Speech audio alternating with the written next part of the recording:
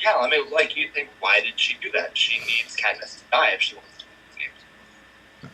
Well, yeah, but, I mean, it was pretty obvious. There was already an alliance formed. It's only smart for the rest of the people to, at least attempt to form some kind of alliance.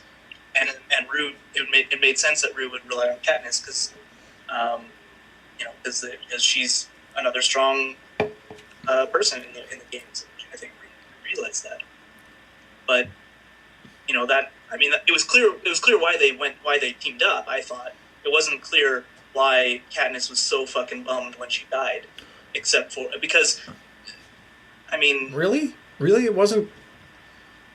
I think it's incredible. It's blatant. It's blatantly obvious why she's so bummed. A, it's a little kid. Sure. B, these games are evil.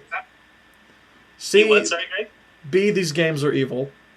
Okay. C, the little kid is the same age as her sister, so obviously reminder. Obviously, I'm saying this so many times because I can't believe it didn't get through your face.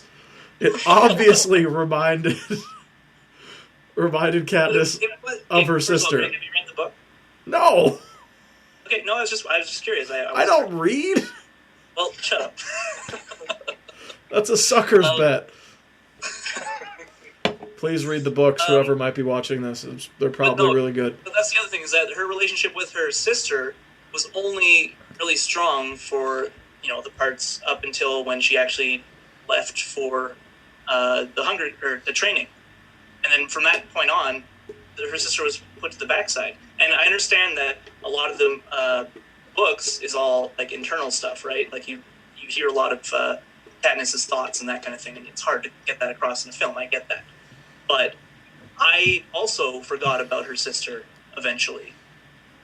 Because first of all, I was more interested in what happened, what Katniss was doing, because she was a really fascinating character. But, she didn't really talk about her sister very much or anything, which, might have been... Well, she did right before she went to the games, on the game show. Right, because the Stanley Tucci brought it up. Like, we were all moved when you volunteered to send your sister.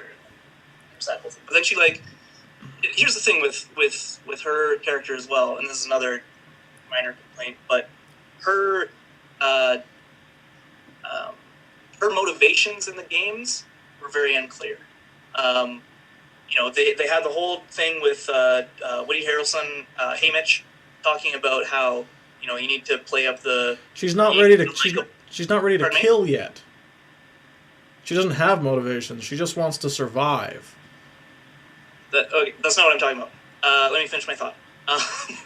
So, Haymitch builds up the whole thing about how you need to be likable because you need to get sponsors because you're more likely to die of hunger than you are to die from being murdered, right? So that whole thing happened.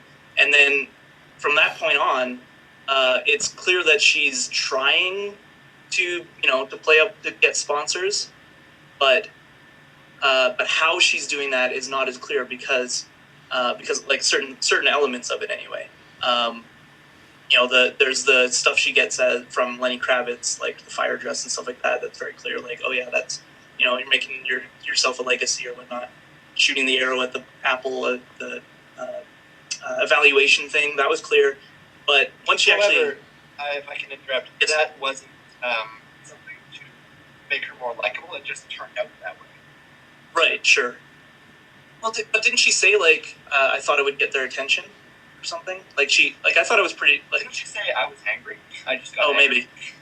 maybe Haymitch said it got their attention. Yeah, I think that was it.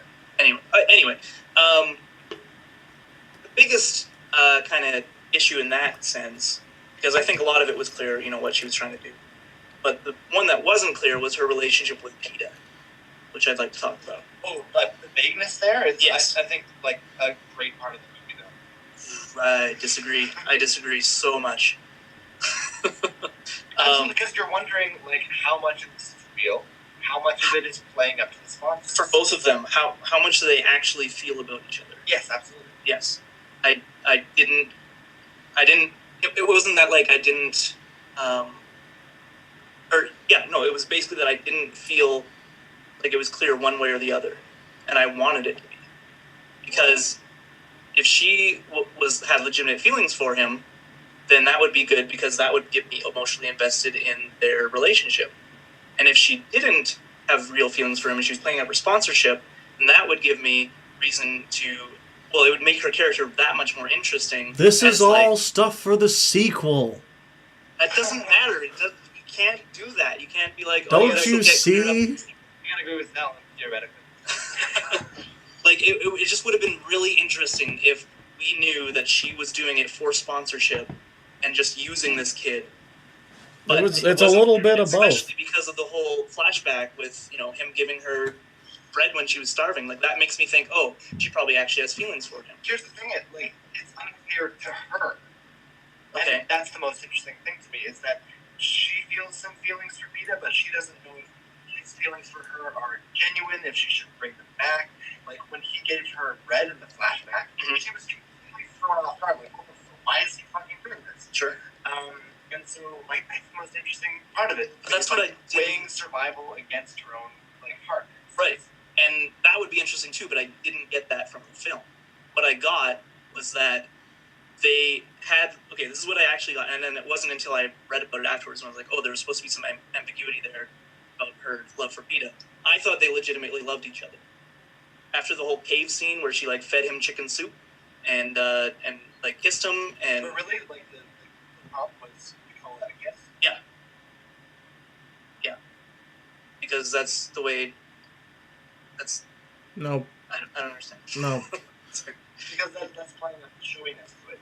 And when they come back, and they're holding hands, right?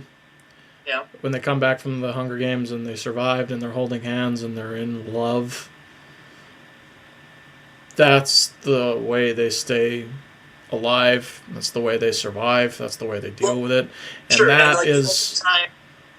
The only time it felt like, maybe they don't care about each other was after the games when they were like, what do we do now or whatever. And she's like, I'm not sure or whatever. But at the time, to me, that was more of a, we have to go back to our real lives now. How are we going to, continue this relationship? Because the way our lives were before didn't really permit that or whatever. That's interesting. And maybe it's just because I read the books and I know the relationships, but Greg, did you feel more Alan's reaction to the film, or did you get the ambiguity in Katniss's intentions? I understood that there was obviously something there because there's a chemistry between the two young actors.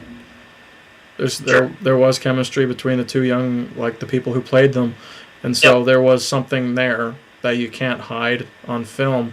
But I also understood that Katniss was doing it more from a point of strategy. Yeah. That's what I took away. And that's another if thing she's doing it from a point of strategy, then that's awesome. But I felt that Peta, being a dude, wasn't doing it from such a point of strategy as much. A little bit. Dude, no, absolutely. Having a penis means he just wanted to own her. Basically, from the get-go. Am I wrong? Am I wrong? He's pretty clear about his intentions. He doesn't really waver in them, except for you thinking he might be on the bad guy's team for 5 seconds. Did anyone actually think that? Did you buy his initial confession of I'm in love with Katniss on the game show or on the interview? No, but in retrospect, it totally it makes sense all the way through. Okay, I didn't think so. I thought that his confession there was completely fabricated. What's the word? Fabricated. Artificial. Yeah, completely artificial. Not just from a character standpoint, but from a writing standpoint. That didn't seem like something someone would do in that situation. Even if he was in love with her, announcing it to the world when he knows he's going to go right back to her. As a guy, I would fucking never do that. Well, maybe he's got a little bit more balls than you do. And it made for good TV. And that's why, I won, if... It made for good drama. Yeah, if it was him trying to be, I'm the star-crossed lover guy, then it would have been interesting, but I didn't get that from the film. I felt like it was him actually confessing his love, and because of that, I didn't buy it actually being truthful. There was something else I wanted to say. You thought he was so in that scene. Wait, are you telling me that you thought he was actually lying in that scene, or he was intentionally telling the truth? No, I thought he was telling the truth, and I thought that was not realistic, and that if there had been more indication in the film that when he said that he was saying it not that it was fake, but that he did it because he wanted sponsorship. Yeah, like I believe that he actually did have feelings for her, and he wanted sponsorship. Yeah, and I just felt like it didn't portray that well enough, so that to me, when watching it, I was like, well, that was really kind of out of left field and it didn't feel genuine.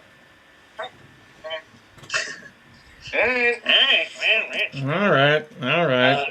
But James, yeah, you wanted to talk about Gary Ross. a little bit. No, I haven't fully got to the director yet. This is his third film. First film was Pleasantville. Second film was Seabiscuit. Right. Tobey Maguire lover. I have heard from a fellow film lover that he is like pretty opposed to showing violence in film, and this like makes sense when watching the actual filmmaking of the Hunger Games, and also doesn't make sense because this director chose to make the Hunger Games, which is like about violence, a bloody, brutal teenage analogy. Yeah. And he uses the camera work, the Bourne Identity camera, like the worst way Supremacy. I've ever seen it. Supremacy. What? Born Supremacy. Born Supremacy. Let's say Born Supremacy. Born Identity was Second directed by Doug Liman and has a stable camera. Born Supremacy was directed by Paul Greengrass. Camera goes all over the place. It's ridiculous. It's on IMDb right now. Sure. The Bourne United. camera that we are commonly familiar with, I guess, stems from the Born Supremacy, as I It will is concede to you. And it was used the worst way ever here. Like in scenes, like at the Reaping, where you're just showing the outside of buildings, big static shots. There's no need to have the camera bouncing everywhere as if your cameraman is drunk. And then during the actual action scenes, where some of that shakiness is, I don't know, realistic and permissible, because it's like your camera can't keep up with the realistic action that was happening. It loses all focus. You can't tell what's going on at all, and they use it as a cheap excuse not to fight choreography and to censor out any blood. Isn't PG-13 great? That's actually something I didn't even notice about the film. And in fact, are you referring to the like the very start of the Hunger Games? That whole kind of big bloody brawl? That's one part. Basically, anytime two characters come together and fight. Okay, because I love the opening scene. I thought that was the best part of the actual Hunger Games. That worked the best with shaky cam just because the confusion is everywhere, and that works more thematically. Okay. But, I was surprised at how little blood they got out of that. oh Yeah. The splash. I mean, yeah, I kind of predicted that because of teen fiction that they want lots of people to see. But I think it's Rated PG-13. probably. Like, when Katniss and someone else are like head to head in a field, there's no reason that you see cutting. Yeah. It's going James. crazy. James. What? Mike's over. Mike's over. Okay, There you go. I'm here. Yeah. I'm in. That's too close. I didn't like. That's too close. Yeah, no, I can see that. I mean, I didn't notice it. Maybe You should be because right where Alan is. maybe because I was too hung up on the plot elements I hated, but the camera work didn't bother me. So maybe I just didn't register it. But I can see what you're saying about a lot of the fight stuff. Because a lot of the fight stuff I didn't know what the fuck was going on, and I guess at the time I attributed it more to inexperience from the fighter's standpoint, because it was mostly Katniss versus someone. Yeah. And here's the thing about Katniss that really infuriated me, and this again goes with the whole not using the premise to its most interesting conclusion, in my opinion, and that's she pretty much doesn't have to kill anybody in the film. And Whoa. Greg's disagreeing. Whoa. I said pretty much, first of all. that